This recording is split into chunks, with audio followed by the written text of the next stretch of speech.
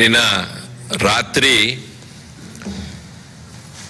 నర్సంపేట పట్టణంలో పెద్ది సుదర్శన్ రెడ్డి గారి విగ్రహాన్ని తొలగించడాన్ని బీఆర్ఎస్ పార్టీ తీవ్రంగా ఖండిస్తుంది. రాష్ట్ర పార్టీ పెద్ది సుదర్శన్ రెడ్డి గారు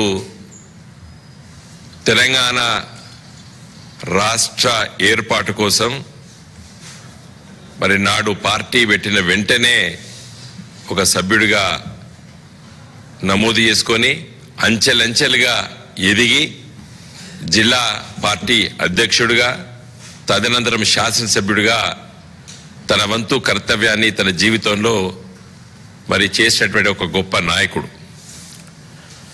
పెద్ది సుదర్శన్ రెడ్డి గారు చనిపోయిన సందర్భంలో ఇదే రాష్ట్ర ప్రభుత్వము, ఇదే ముఖ్యమంత్రి రేవంత్ రెడ్డి గారు రాష్ట్ర ప్రభుత్వం తరఫున అధికార లాంఛనాలతోని అంత్యక్రియలు జరిపిండు. మరి ఈరోజు విగ్రహాలు రోడ్లపైన పెట్టిండ్రు. మన రాష్ట్రంలో విపరీతంగా రోడ్లపైన చాలా విగ్రహాలు ఉంటాయి. నిన్నగాక మొన్న రేవంత్ రెడ్డి ఎన్టీ రామారావు గారి విగ్రహాన్ని అమీర్పేటలో ఆవిష్కరించిండు. మరి దానికి అనుమతులు ఉన్నాయా? చాలా విగ్రహాలు లేవు, నాకు తెలుసు. పోని పెద్ది సుదర్శన్ రెడ్డి గారి విగ్రహం ప్రభుత్వ భూమిలో కానీ రోడ్డు పైన నిర్మించింది కాదు.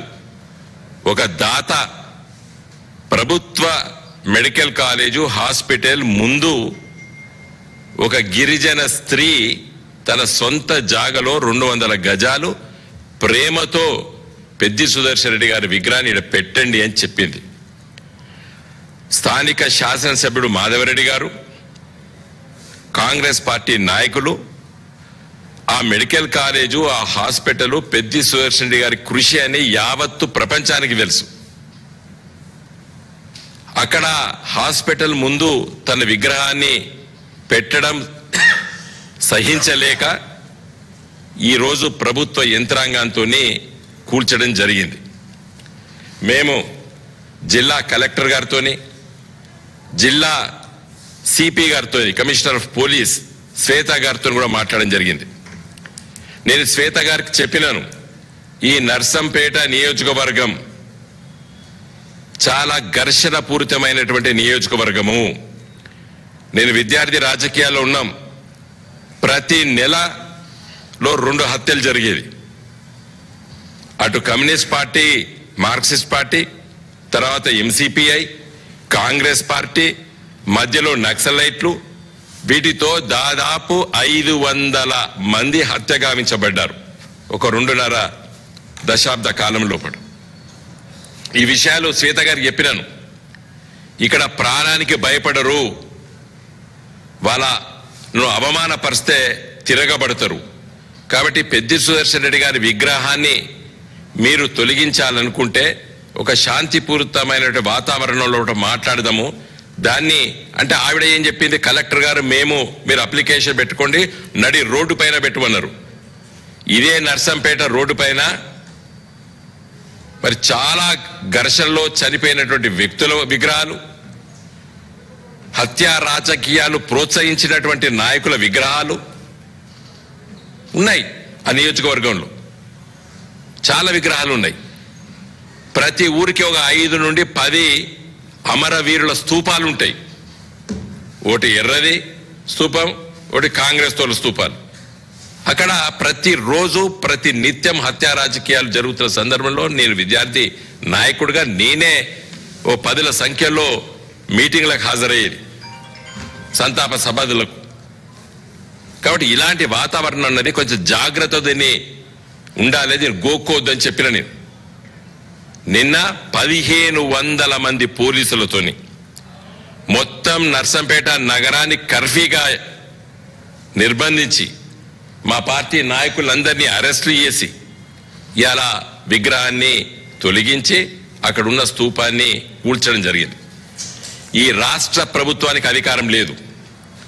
ఏమంటున్నారు, అసైన్మెంట్ ల్యాండ్. జిల్లా కలెక్టర్ గారికి, జిల్లా సిపి గారికి చెప్తున్నా, వినండి. ఇదే పెద్ది సుదర్శన్ రెడ్డి గారు అక్కడ అసైన్మెంట్ ల్యాండ్ నిర్వాసితులకి రాష్ట్ర ప్రభుత్వం తరఫున ప్రతి ఎకరానికి కంపెన్సేషన్ ఇప్పించి ఆ హాస్పిటల్ కట్టించాడు. మిగిలిపోయిన జాగలో ఆ దాతలు ఇలా మా భూమి ఇస్తామని చెప్పారు. అది ప్రభుత్వ భూమి కాదది. That is an assignment land. ఇంతకుముందు దయాకర్రావు గారు చెప్పినట్టు నోటీసులు ఇవ్వకుండా కూల్చినందుకు మీరే శిక్షార్హులు. జిల్లా కలెక్టర్ గారు, జిల్లా సిపి గారు. మేము వదిలిపెట్టాం. డెఫినెట్ గా లీగల్ గా హైకోర్టులో ఫైల్ చేస్తాం. ఏం హక్కు ఉన్నది నీకు? మేము రోడ్ల మీద విగ్రహాలు పెట్టలేదు. ఇలా రోడ్ల మీద విగ్రహాల లిస్టు తీసుకొచ్చి పెడతాం. ఇదే సిపి గారు, ఇదే కలెక్టర్ గారు కూల్చుతారా? ఎస్, జిల్లా కలెక్టర్, జిల్లా సిపి గారిని నేను డిమాండ్ చేస్తున్నాను. ఇలా రాష్ట్రంలో ఉన్నటువంటి మీ డీజీపీ గారు ఆనంద్ గారిని అడుగుతున్నాను, విగ్రహాలు కూల్తాను. ఎన్ని విగ్రహాలు ఉన్నాయి పర్మిషన్ లేకుండా? ఏం సొయ్యి ఉన్నదా? తెలివి ఉన్నదా? నిన్నగాక మొన్న చచ్చిపోతాడు, గుండె జబ్బుతో చచ్చిపోతాడు. ఆయన నెల దినం కాకముందే విగ్రహాన్ని కూల్చేసినట్టే ఎంత కుటిల రాజకీయాలు ఈ రోజు రేవంత్ రెడ్డి నడుపుతుండనేది చెప్తున్నాను. ఇదే సిపి గారు చెప్పిన ఎంత ఘర్షణలు ఉంటే ఇదే మాధవరెడ్డి, ఇదే రేవంత్ రెడ్డి పిసిసి అధ్యక్షుడిగా అడుగు పెట్టనీయలేదు. రాహుల్ గాంధీ వస్తే రేవంత్ రెడ్డి వరంగల్లో ఉన్నాడు, నర్సంపేటలో అడుగు పెట్టనీయలేదు ఇదే మాధవరెడ్డి అని చెప్పి సిపి గారికి చెప్పిన నేను. అంత ఘర్షణ వాతావరణం క్రియేట్ చేసేటువంటి రాజకీయ నాయకులు ఆ ప్రాంతంలో ఉంటారమ్మా. జాగ్రత్తగా దీన్ని డీల్ చేయాలని చెప్పినాం. రేవంత్ రెడ్డిని అడుగు పెట్టనీయలేదు ఇదే మాధవరెడ్డి.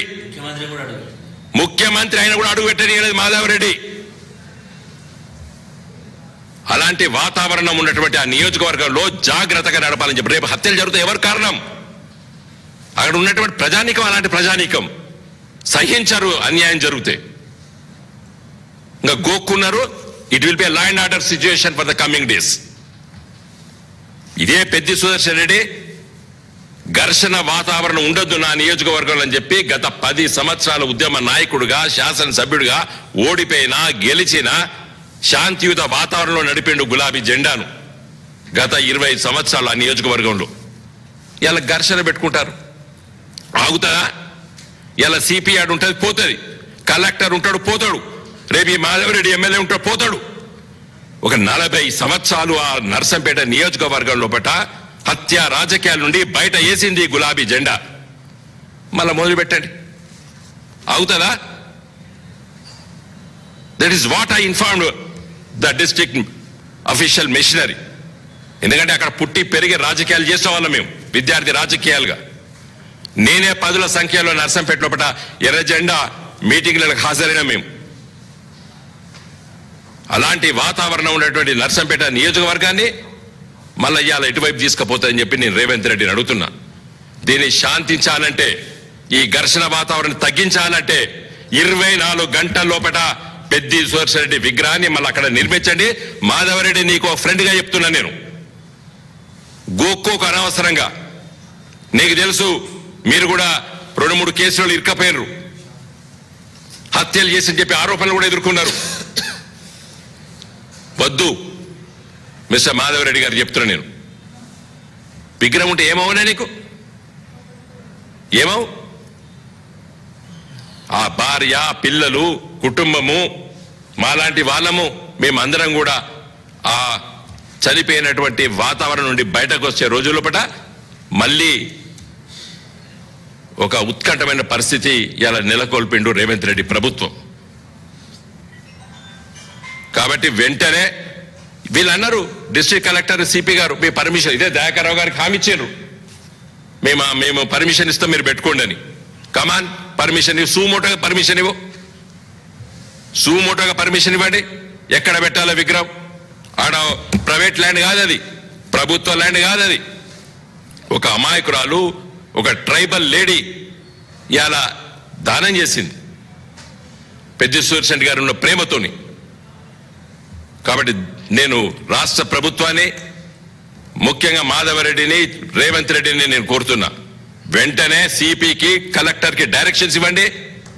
వెంటనే ఆ విగ్రహాన్ని మీరు మళ్ళీ అక్కడ ఆవిష్కరించండి. ఒక శాంతియుత వాతావరణం ఉంటుంది. నేను మళ్ళీ చెప్తున్నాను, అనవసరంగా ఇలా ఘర్షణ వాతావరణం వైపు తీసుకోపోకుండా, నియోజకవర్గం అలాంటిది, నర్సంపేట నియోజకవర్గానికి మీరు పుట్టలేదు అప్పటివరకు.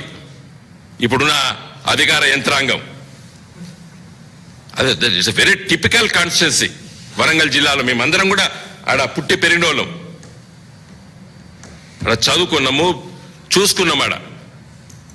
కాబట్టి దయచేసి నా రిక్వెస్ట్ ఏంటంటే వెంటనే రాష్ట్ర ప్రభుత్వము అక్కడ ఆ విగ్రహాన్ని మళ్ళీ పెట్టండి.